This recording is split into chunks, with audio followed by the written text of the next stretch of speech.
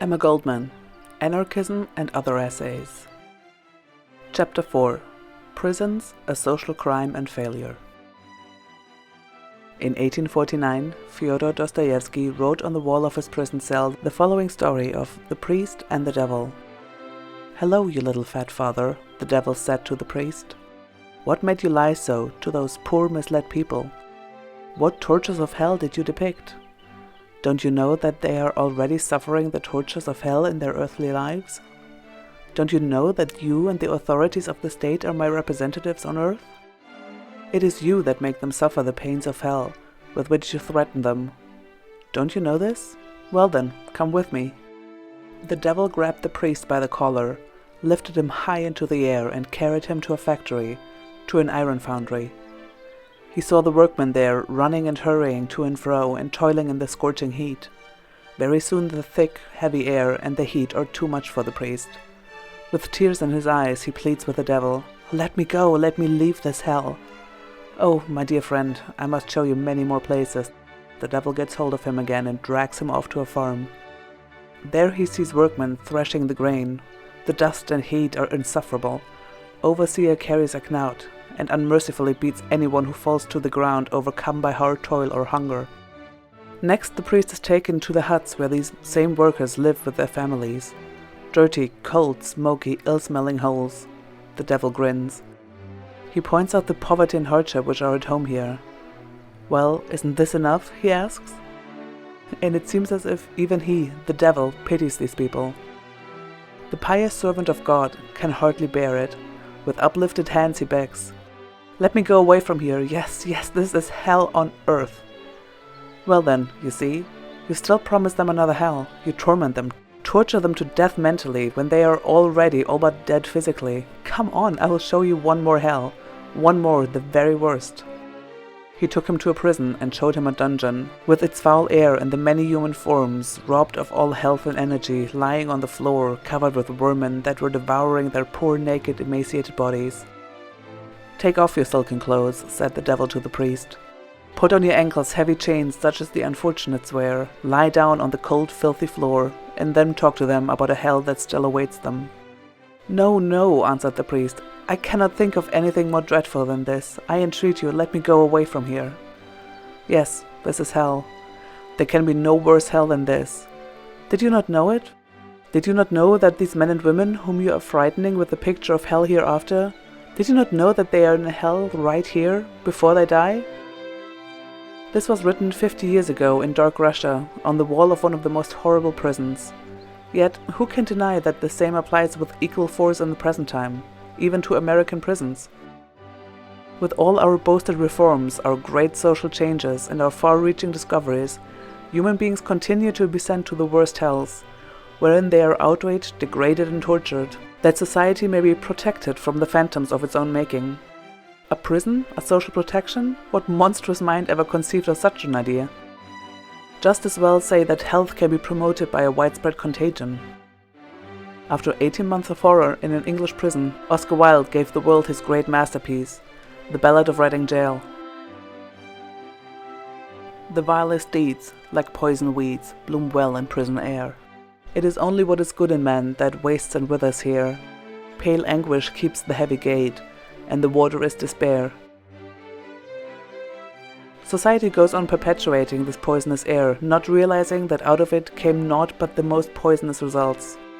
We are spending at present 3.5 million a day, 1 billion per year to maintain prison institutions, and that in a democratic country, a sum almost as large as the combined output of wheat, valued at 750 million, and the output of coal, valued at 350 million. Professor Bushnell of Washington, D.C. estimates the cost of prisons as 6 billion annually, and Dr. Fred Leiston, an eminent American writer of crime, gives 5 billion annually as a reasonable figure. Such unheard-of expenditure for the purpose of maintaining vast armies of human beings caged up like wild beasts. Yet, crimes are on the increase.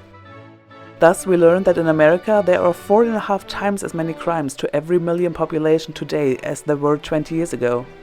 The most horrible aspect of our national crime is murder, not robbery, embezzlement, or rape, as in the South. London is 5 times as large as Chicago, yet there are 118 murders annually in the latter city, while only 20 in London. Nor is Chicago a leading city in crime, since it is only 7th on the list, which is headed by the 4 southern cities, and San Francisco and Los Angeles. It seems ridiculous to state of the protection of society derived from prisons.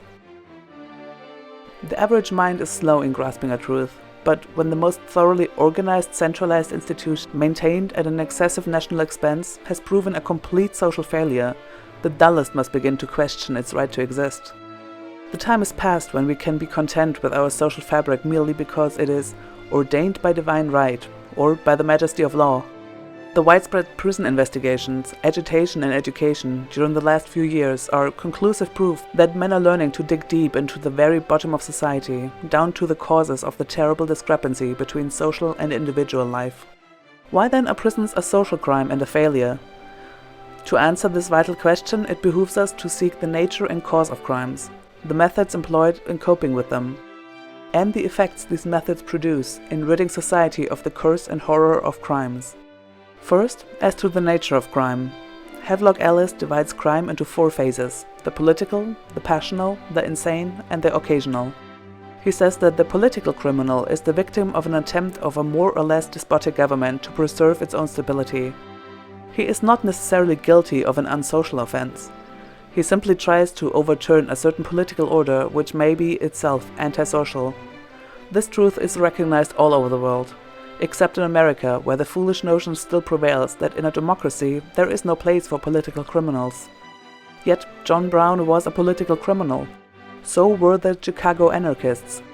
So is every striker. Consequently, says Havelock Ellis, the political criminal of our time or place may be the hero, martyr, saint of another age. Lombroso calls the political criminal the true precursor of the progressive movement of humanity. The criminal by passion is usually a man of wholesome birth and honest life who, under the stress of the great unmerited wrong, has wrought justice for himself.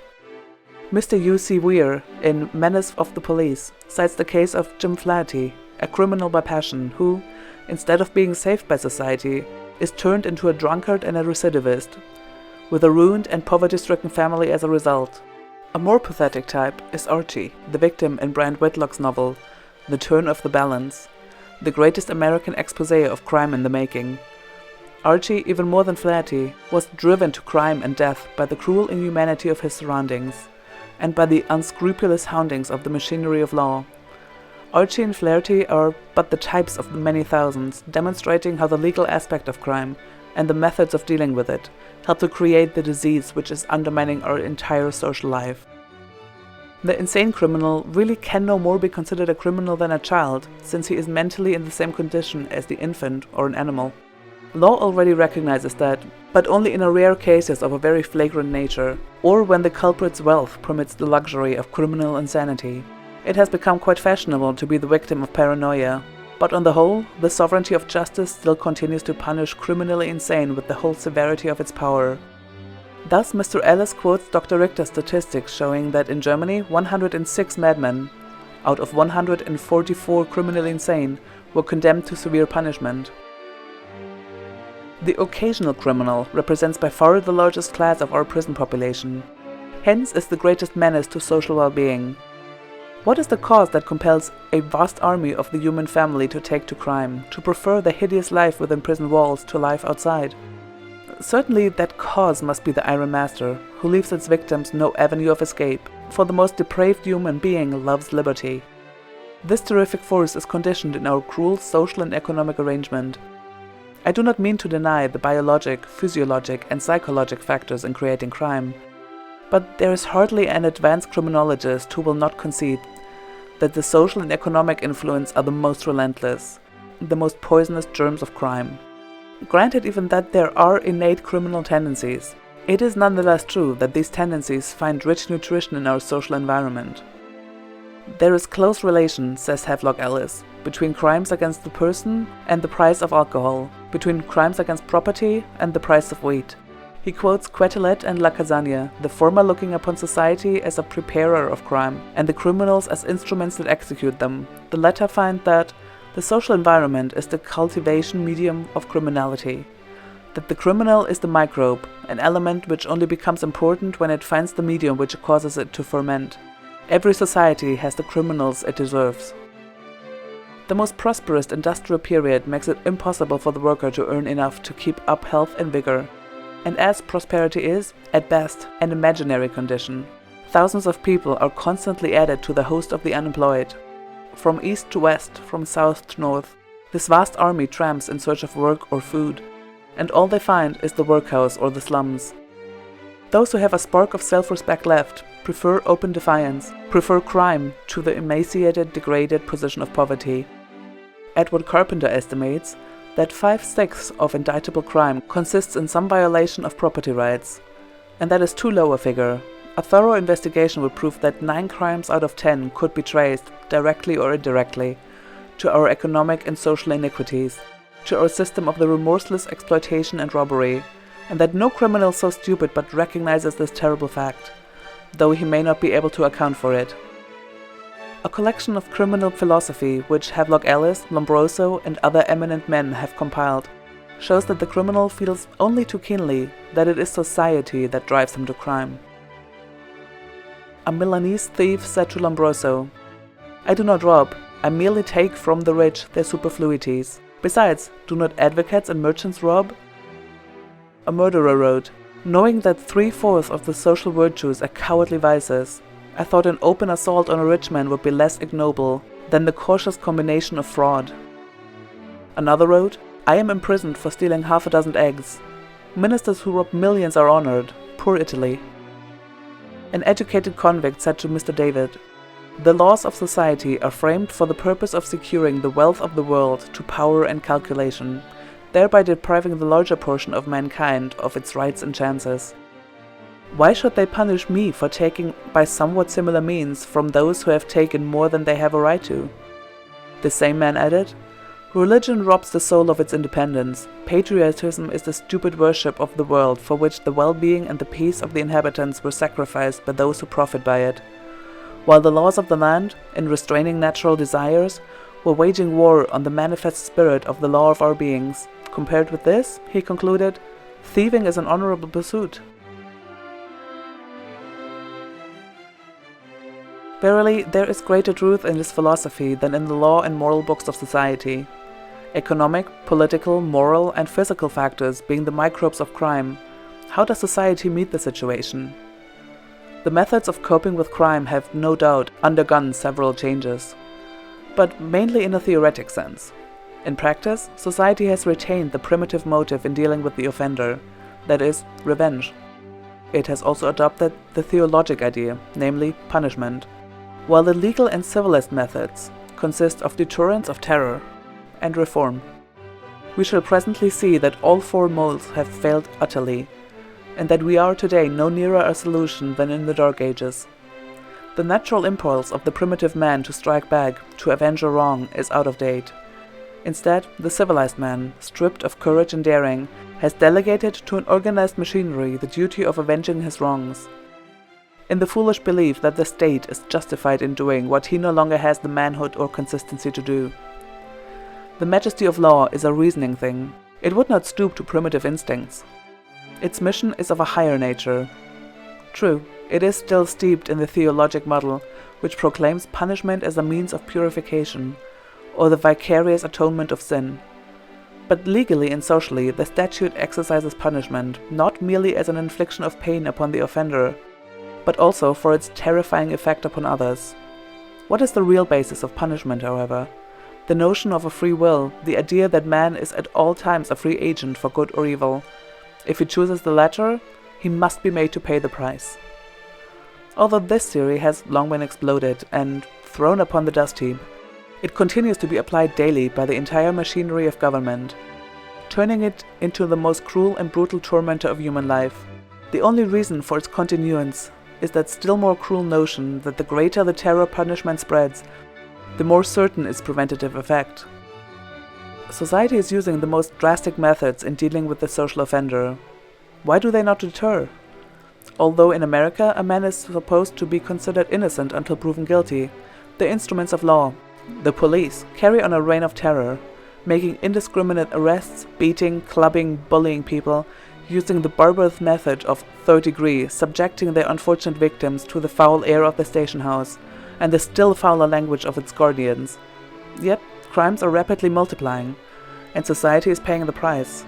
On the other hand, it is an open secret that when the unfortunate citizen had been given the full mercy of the law, and for the sake of safety is hidden in the worst of hells, his real Calvary begins. Robbed of his rights as a human being, degraded to a mere automaton without will or feeling, dependent entirely on the mercy of brutal keepers, he daily goes through a process of dehumanization, compared with which savage revenge is mere child's play.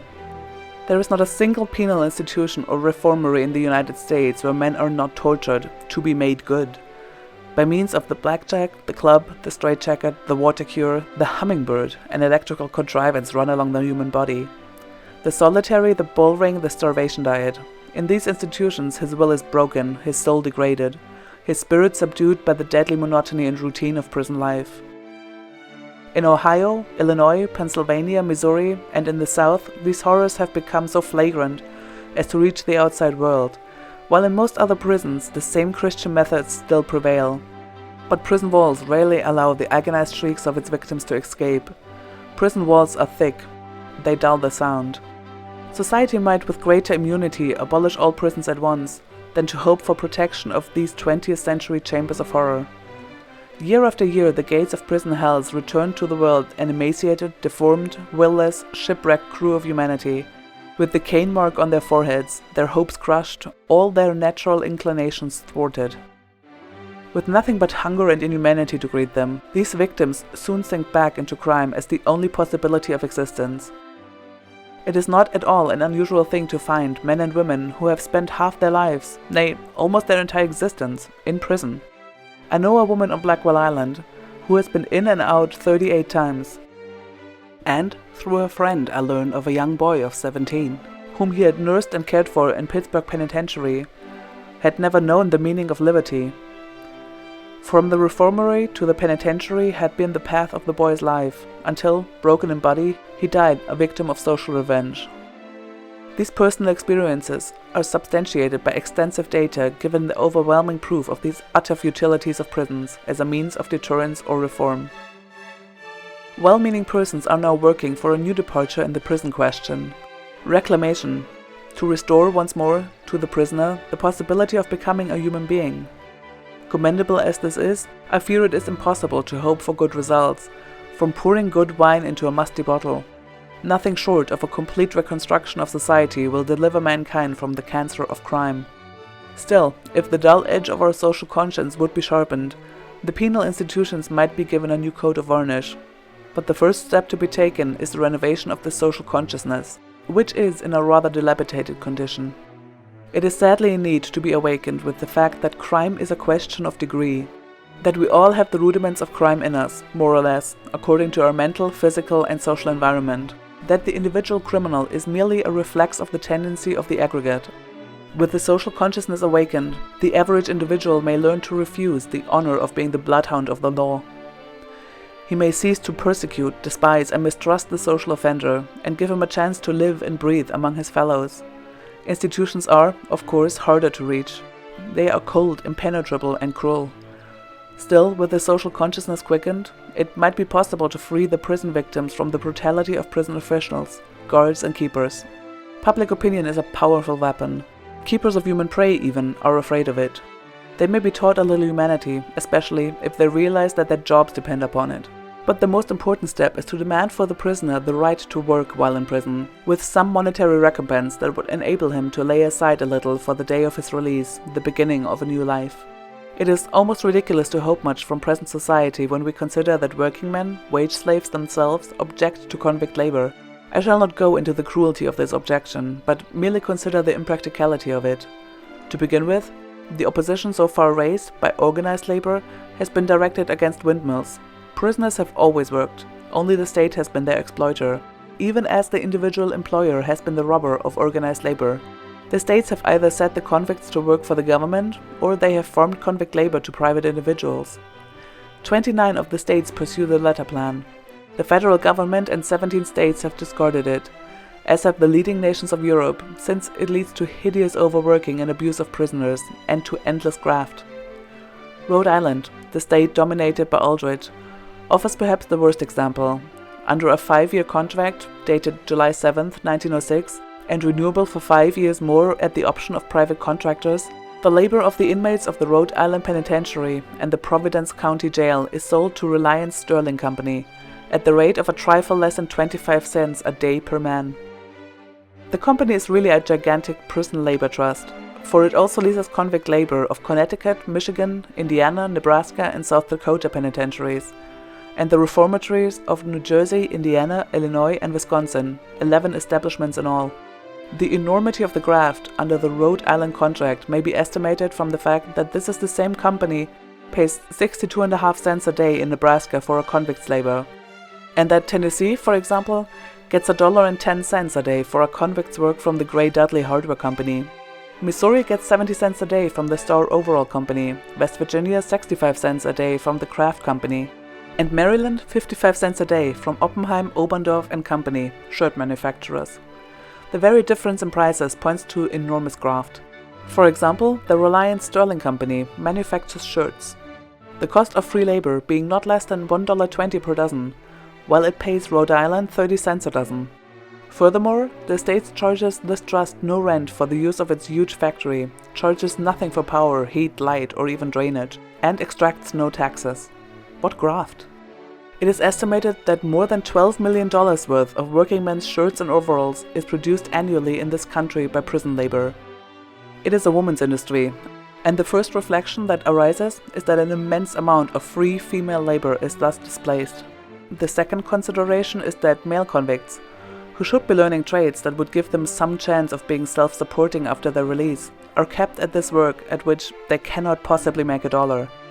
This is the more serious when we consider that much of this labor is done in reformatories, which so loudly profess to be training their inmates to become useful citizens. The third, and most important, consideration is that the enormous profits thus wrung from convict labor are a constant incentive to the contractors to extract from their unhappy victims tasks altogether beyond their strength, and to punish them cruelly when their work does not come up to the excessive demands made.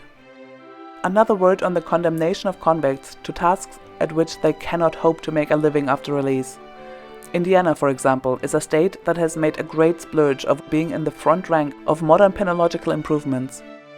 Yet, according to the report rendered in 1908 by the training school of its reformatory, 135 were engaged in the manufacture of chains, 207 in that of shirts, and 255 in the foundry, a total of 597 in 3 occupations. But at this so-called reformatory, 59 occupations were represented by the inmates, 39 of which were connected with the country pursuits.